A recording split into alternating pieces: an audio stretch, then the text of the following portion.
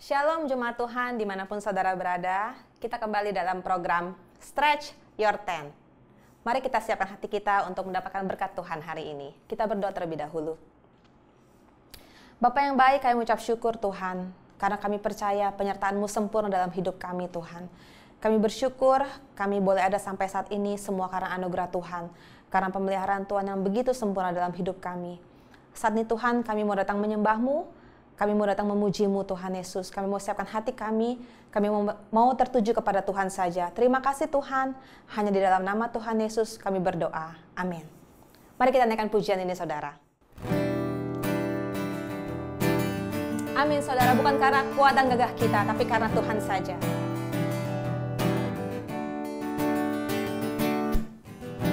Bukan karena kekuatan dan hebatku, namun karena kasih Tuhan selamatkanku. Kasih-Mu memulihkanku, kasih-Mu ubah hidupku, dan ku angkat tanganku bersorak bagi-Mu, sumber pengharapanku. Padamu ku percaya, Yesus kekuatanku. Engkau terindah, termegah, Engkau mulia. Oh, oh, oh. Bukan karena kekuatan dan hebatku, namun karena kasih Tuhan selamatkanku. Kasih-Mu memulihkanku, kasih-Mu, kasih-Mu ubah hidupku,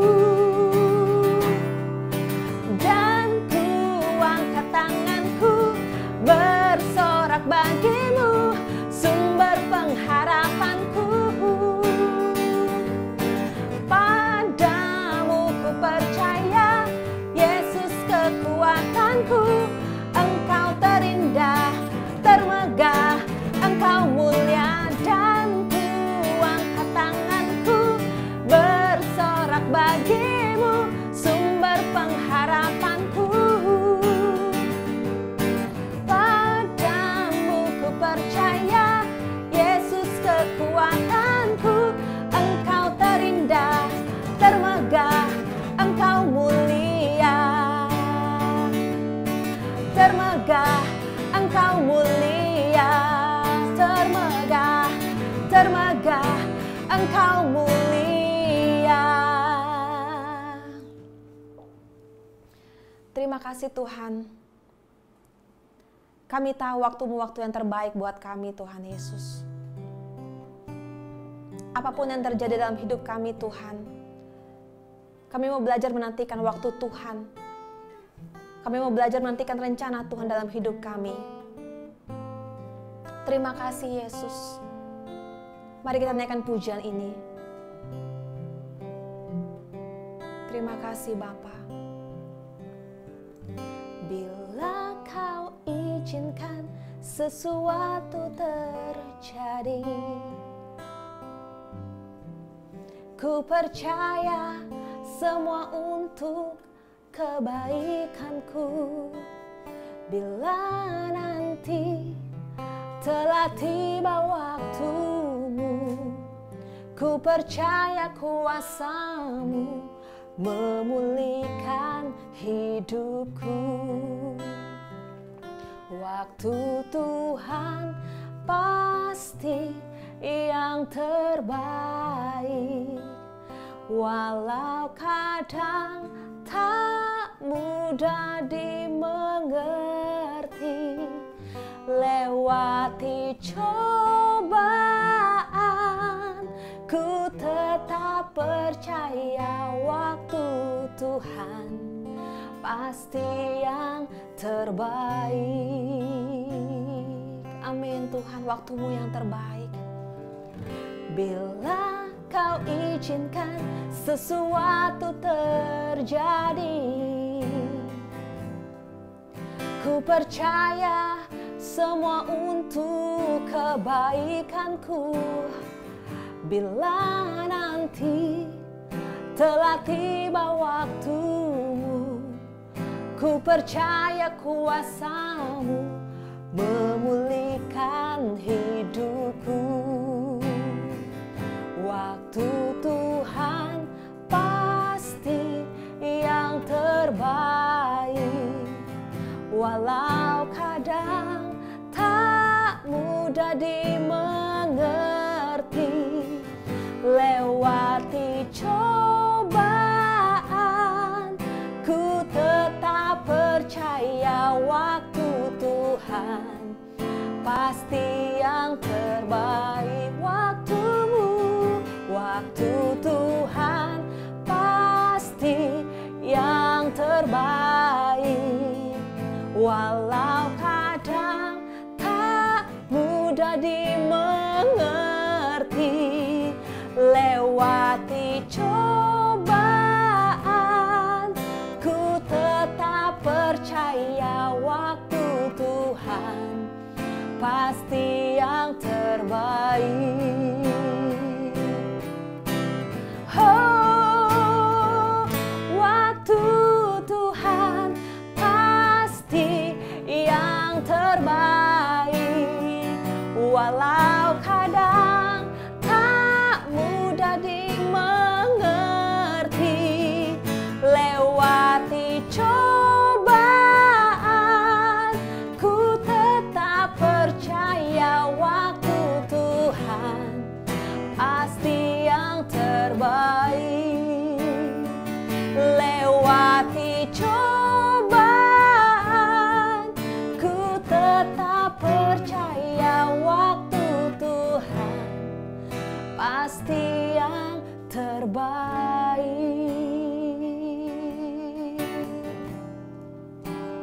Hanya waktu-Mu yang terbaik, hanya waktu-Mu yang terbaik Tuhan. Kami mau percaya, kami mau melangkah dalam waktu-Mu, sebab Kau sempurna. Rancangan-Mu indah, rancangan-Mu ajaib, rancangan-Mu mulia dalam hidup kami.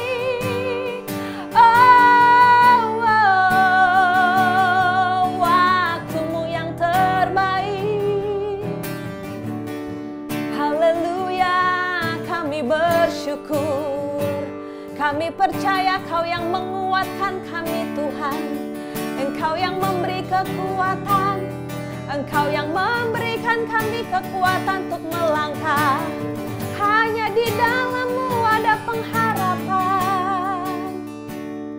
Lewati segalanya, kami percaya Tuhan, Engkau buat kami sebagai pemenang. Oh, terima kasih Yesus, terpuji nama-Mu.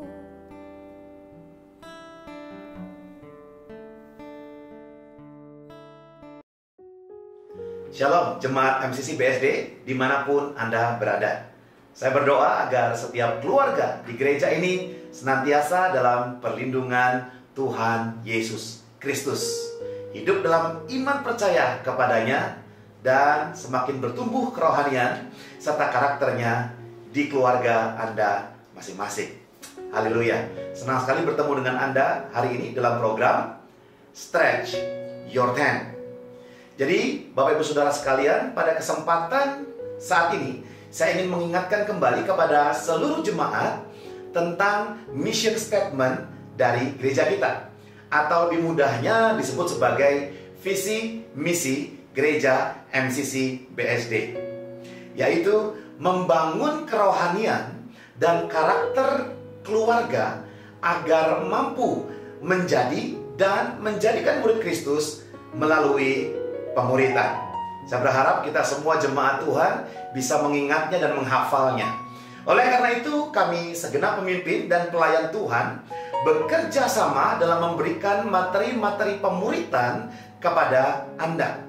Dan saya sangat bersukacita karena saya mendengar bahwa setiap Anda, setiap home, bahkan setiap jemaat Tuhan secara serius dan sungguh-sungguh Anda terlibat dalam program pemuritan Stretch Your Tent tahun ini, di mana Anda sekeluarga mempelajari kebenaran firman Tuhan dan mempraktekannya dalam kehidupan Anda sehari-hari.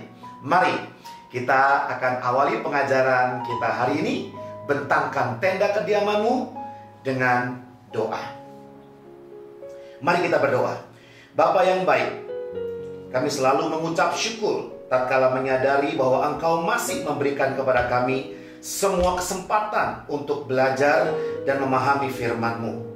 Firman-Mu yang sudah pasti berkuasa untuk mengubahkan kami agar semakin menjadi serupa dengan-Mu. Bukan hanya itu, tapi firman-Mu juga akan memerdekakan kami dari setiap belenggu keterikatan pola pikir yang tidak memberdayakan dan kebiasaan hidup yang tidak kudus. Sehingga pada akhirnya kami mengalami terobosan dalam rohani. Kami berdoa meminta roh hikmat dan wahyu agar melalui pengajaran ini Engkau berbicara kepada kami secara spesifik dan memberikan kami kekuatan untuk melakukannya. Haleluya. Amin.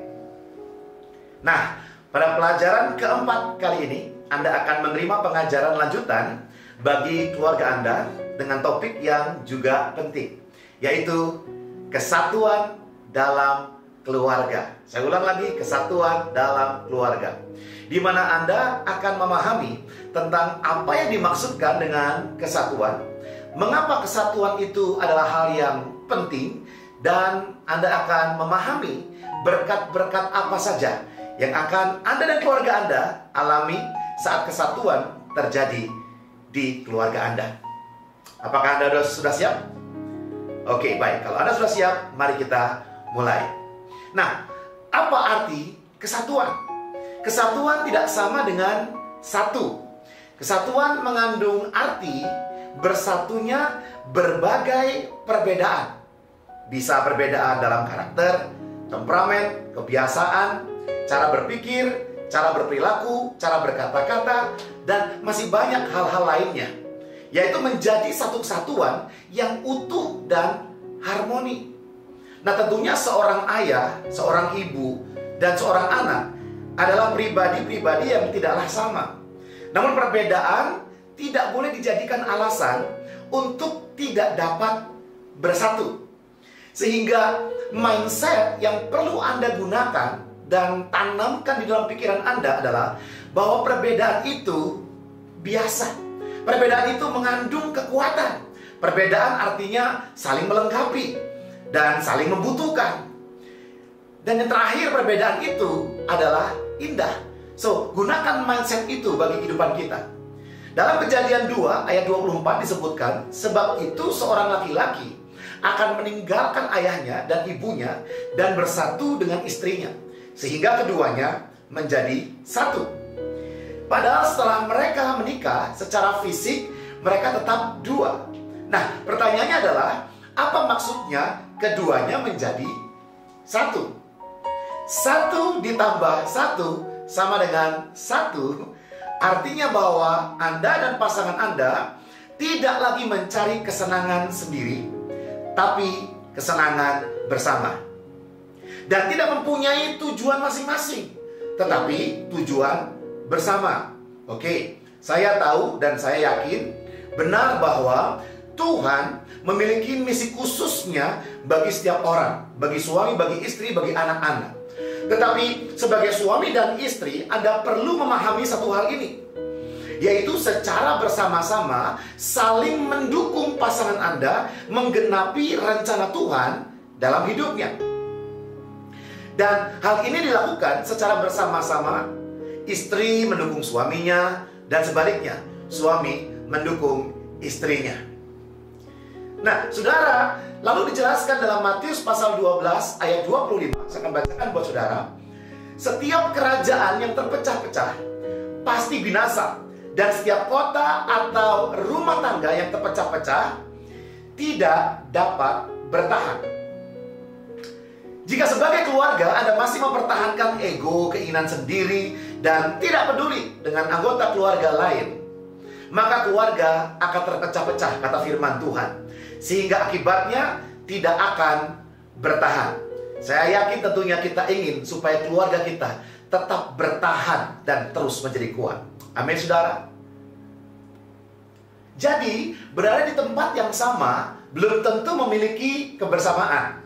Mengerjakan sesuatu bersama-sama juga tidak selalu berarti hal itu menunjukkan kebersamaan. Sehingga yang paling penting untuk kita sadari bersama-sama hari ini adalah bukanlah di mana Anda bersama, melainkan bagaimana kita bersama-sama. Ini bukan tentang bagaimana kita mengerjakan sesuatu bersama-sama, melainkan bagaimana kita meletakkan hati kita di tempat yang sama. Ada banyak orang bisa secara fisik bersama-sama tapi hatinya berbeda-beda. Bersama-sama atau kesatuan bicara tentang hati. Bahkan Tuhan Yesus menghendaki persatuan di antara para pengikutnya saat ia mendoakan para murid. Anda bisa membacanya dalam Yohanes pasal 17 ayat ke-11, dikatakan seperti ini. Ya Bapa yang kudus, peliharalah mereka dalam namamu, yaitu namamu yang telah engkau berikan kepadaku, supaya mereka, perhatikan baik-baik, menjadi satu, sama seperti kita. Wow, Tuhan tahu bahwa tanpa kesatuan, maka hal ini akan mengganggu rencana dan janji Tuhan terjadi dalam kehidupan kita. Sehingga secara spesifik, Tuhan Yesus berdoa agar para murid menjadi satu. Nah, mungkin ada beberapa dari Anda yang berkata, itu kan doa Yesus untuk 12 murid-muridnya saja, bukan buat saya. Maka saya menyarankan Anda untuk membaca ayat selanjutnya, yaitu ayat ke-20 dan ayat ke-21, yang menyebutkan, perhatikan baik-baik, dan bukan untuk mereka ini saja aku berdoa, kata Yesus, tetapi juga untuk orang-orang yang percaya kepadaku oleh pemberitaan mereka, supaya mereka semua menjadi satu, sama seperti engkau, ya Bapa, di dalam aku dan aku di dalam engkau, agar mereka juga di dalam kita, supaya dunia percaya bahwa engkaulah yang telah mengutus aku. Jadi saudara, jika Anda adalah termasuk dalam golongan orang-orang yang percaya kepada Yesus, maka doa Yesus tentang kesatuan adalah bagi Anda juga. Selanjutnya, saya akan menyampaikan beberapa konteks ayat-ayat di Alkitab yang dapat dijadikan referensi mengenai berkat Tuhan yang akan Anda dapatkan saat Anda tetap memelihara kesatuan roh di dalam keluarga Anda masing-masing. Saya percaya Anda yang mendengarkan firman Tuhan ini, Anda mau diberkati Tuhan. Berkat yang pertama adalah, catat baik-baik saudara, di mana ada kesatuan, di situ ada kedewasaan. Nah, saya membaca sebuah kisah di Alkitab, khususnya di kitab Korintus. Saat itu sedang terjadi perpecahan di jemaat Korintus tentang siapa yang menjadi golongan Apolos dan siapa yang menjadi golongan Paulus. Sehingga Paulus memberikan nasihat kepada jemaat yang dapat Anda baca di 1 Korintus 1 ayatnya yang ke-10, dikatakan seperti ini, saudara. Tetapi aku menasihatkan kamu, saudara-saudara, demi nama Tuhan kita Yesus Kristus, supaya kamu seia, sekata, dan jangan ada perpecahan di antara kamu. Tetapi sebaliknya, supaya kamu erat bersatu dan sehati sepikir. Nah, saudara, Anda perhatikan di sini ada seruan dari Rasul Paulus untuk bersatu pada pasal pertama. Dan hal ini ternyata masih dibahas oleh Rasul Paulus sampai pada pasal yang ketiga, yaitu ayat pertama sampai dengan ayatnya yang ketiga. Kata Paulus seperti ini, saudara. Dan aku, saudara-saudara, pada waktu itu tidak dapat berbicara dengan kamu seperti dengan manusia rohani, tetapi hanya dengan manusia duniawi yang belum dewasa dalam Kristus. Susulah yang kuberikan kepadamu, bukanlah makanan keras. Sebab kamu belum dapat menerimanya. Perhatikan baik-baik saudara. Dan sekarang pun kamu belum dapat menerimanya. Ini dikatakan Paulus. Kenapa saudara? Karena kamu masih manusia duniawi. Sebab jika di antara kamu ada iri hati dan perselisihan, bukankah hal itu menunjukkan bahwa kamu manusia duniawi dan bahwa kamu hidup secara manusiawi? Nah, saudara, perhatikan baik-baik. Kalau Anda membaca dengan seksama, Paulus menyebutkan kalimat manusia duniawi sebanyak berapa kali, saudara? Ya, sebanyak 3 kali.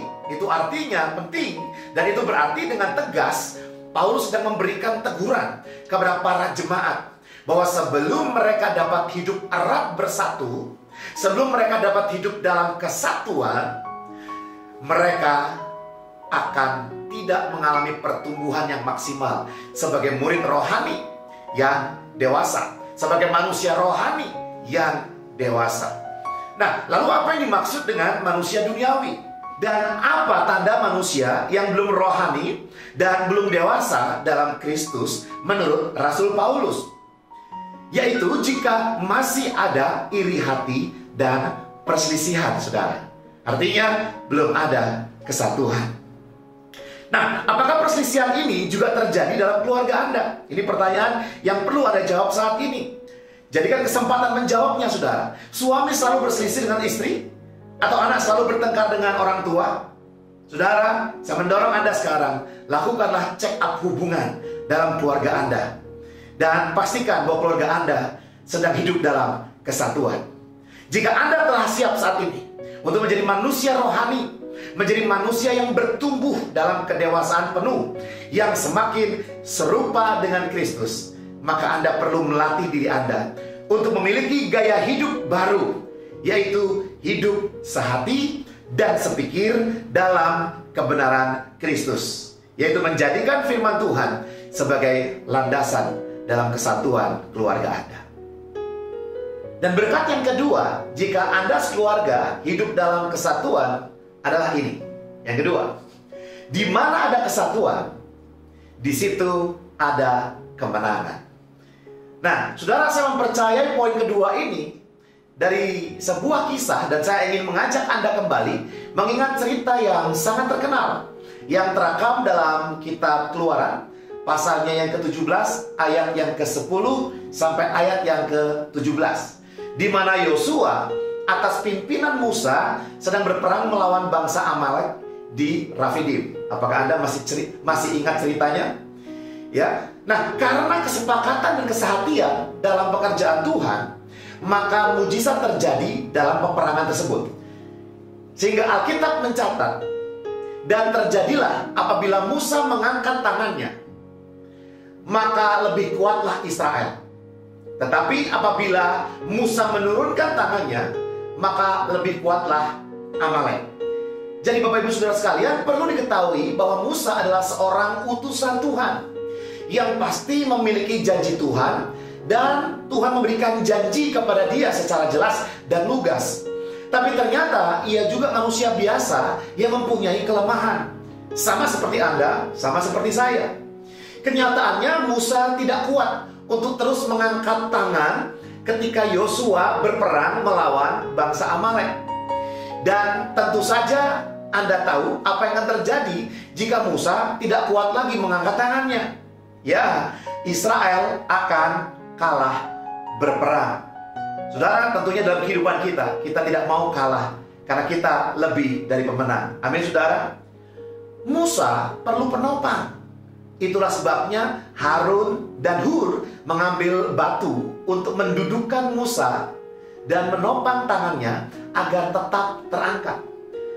Musa memang memiliki otoritas dari Tuhan, tetapi tangannya lemah. Perlu ada yang menopang dan mendukungnya. Sama seperti kita, dalam suatu waktu ternyata kita juga bisa mengalami lemah. Itu sebabnya Tuhan menghendaki adanya kesehatian dan kesatuan untuk saling mendukung dalam setiap pelayanan. Jadi jangan mau menjadi seorang yang jago melayani seorang diri saja. Atau biasanya orang seperti ini disebut single fighter. Sekali lagi, jangan mau menjadi Superman. Jadilah super team. Jika Anda pernah berpikir bahwa Anda akan dapat melakukan semuanya sendirian, saya beritahu Anda sekarang juga, tidak mungkin. Jika Anda seorang pemimpin, Anda juga pasti akan membutuhkan orang-orang di sekeliling Anda, dalam tim Anda, yang mereka hadir untuk mendukung Anda sebagai satu tim. Mungkin Anda dapat melakukan apa saja dalam hidup ini. Ada banyak kompetensi, banyak talenta, banyak karunia yang Anda mampu lakukan. Tapi bukan berarti bahwa Anda bisa melakukan semuanya secara bersamaan. Dan aplikasinya dalam keluarga adalah bahwa setiap Anda, hari ini mungkin Anda adalah suami, Anda adalah istri, atau ada seorang anak dalam keluarga Anda. Perhatikan baik-baik, setiap Anda mempunyai peran masing-masing. Pahamilah peran Anda dan jalankan peran itu dengan segenap hati, dengan sebaik-baiknya, sambil mengingat bahwa perbedaan itu menghasilkan kekuatan. Dan ketika Musa dan Yosua dan Harun dan lainnya menjalankan peran mereka masing-masing dalam sebuah peperangan sebagai seorang tim, maka kemenangan pun didapatkan. Oleh karena itu, saya sampaikan saat ini bahwa dalam kesatuan akan ada mujizat kemenangan. Amin. Dan yang terakhir, berkat yang ketiga yang saya ingin sampaikan dalam firman Tuhan hari ini adalah, di mana ada kesatuan, di situ ada kelimpahan. Nah, ada amin saudara? Ya, pasti Anda sering mendengar kitab Mazmur pasal 133 ayat 1 sampai ayat ketiga yang berbunyi, nyanyian ziarah Daud, sungguh alangkah baiknya dan indahnya apabila saudara-saudara diam bersama dengan rukun. Seperti minyak yang baik di atas kepala meleleh ke janggut, yang meleleh ke janggut Harun dan ke leher jubahnya. Seperti embun gunung Hermon yang turun ke atas gunung-gunung Sion. Sebab kesanalah Tuhan memerintahkan berkat kehidupan untuk selama-lamanya. Bahkan lagu ini sering kita nyanyikan di gereja saudara, lagu kebersamaan supaya kita hidup dengan rukun. Nah saudara, Mazmur ini ternyata tidak hanya berbicara tentang kebersamaan secara tempat. Sekali lagi, bukan tentang tempat. Yang disinggung di sini bukan hanya tinggal bersama, namun tinggal bersama dengan rukun. Saya ulangi, tinggal bersama dengan rukun.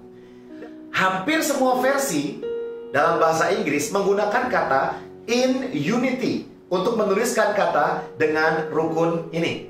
Pada ayat pertama, versi King James dikatakan, behold how good and how pleasant it is for brethren to dwell together in unity. Dikatakan bahwa jika Anda dwell together in unity atau tinggal bersama dalam kesatuan, itu adalah good yang artinya baik, dan pleasant yang artinya menyenangkan. Nah, tidak semua yang baik itu menyenangkan. Misalkan disiplin atau didikan. Ya, Ibrani 12 ayat 5 sampai 6 dikatakan, dan sudah lupakah kamu akan nasihat yang berbicara kepada kamu seperti kepada anak-anak? Hai anakku, janganlah anggap enteng didikan Tuhan, dan perhatikan baik-baik, janganlah putus asa apabila engkau diperingatkannya, karena Tuhan menghajar orang yang dikasihinya dan ia menyesah orang yang diakuinya sebagai anak. Jadi yang baik tidak selalu menyenangkan. Dan saya ingin katakan juga, tidak semua yang menyenangkan itu juga baik. Misalkan dosa. Roma 45 ayat 23 mengatakan, sebab upah dosa ialah maut. Kapan baik dan menyenangkan itu dapat dialami secara bersamaan? Alkitab berkata bahwa adalah baik dan menyenangkan jika Anda dan keluarga Anda hidup bersama-sama dalam kesatuan. Kasih yang sungguh-sungguh terhadap sesama akan membuat Tuhan mendekati, mengurapi, bahkan memberkati umatnya. Haleluya. Dan saya kutip lagi Mazmur pasal 133 ayat 3b dikatakan, sebab kesanalah Tuhan memerintahkan berkat kehidupan untuk selama-lamanya. Perhatikan kata kesanalah. Di mana kesanalah yang dimaksud? Ya, jelas maksudnya adalah ke tempat di mana ada kesatuan hati. Di tempat itulah berkat akan diperintahkan. Oleh karena itu, jika Anda sangat menginginkan berkat Tuhan terus-menerus mengalir dalam keluarga Anda, maka kuncinya adalah hiduplah rukun bersama. Ini adalah syaratnya. Dan ketika situasi atau keadaan seperti ini benar-benar terjadi, Anda temukan dalam keluarga Anda, maka Tuhan akan memerintahkan berkat dan kehidupan bagi keluarga Anda untuk selama-lamanya. Haleluya. Jadi di akhir sesi ini, saya ingin kembali mengulang 3 berkat yang akan didapatkan dari Tuhan jika seluruh keluarga jemaat MCC BSD memutuskan untuk tetap menjaga kesatuan roh dan hidup dalam kesatuan dalam keluarga. Yaitu, perhatikan baik-baik. Yang pertama, keluarga Anda akan mengalami kedewasaan. Kedewasaan dalam rohani, dalam karakter. Yang kedua, keluarga Anda akan mendapatkan kemenangan. Menang melewati masa sulit, menang melewati tantangan dalam kehidupan keluarga. Dan yang ketiga, keluarga Anda akan memperoleh kelimpahan. Anda akan diberkati Tuhan, mengalami pemulihan dalam kehidupan Anda. Bahkan dikatakan sekali lagi, Tuhan memerintahkan berkatnya datang di keluarga Anda masing-masing. Mari kita berdoa bersama-sama. Tuhan Yesus, berikanlah kami keluarga-keluarga Kristen kemampuan untuk lebih senang bersatu daripada berselisih. Dan supaya kami lebih menyukai hidup dalam kesatuan dan bukan perseteruan.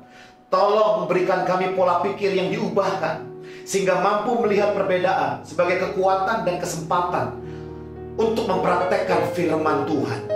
Kami percaya Tuhan bahwa dalam kesatuan kami akan menjadi lebih dewasa secara rohani, hidup dalam kemenangan, dan mendapatkan berkat kelimpahan.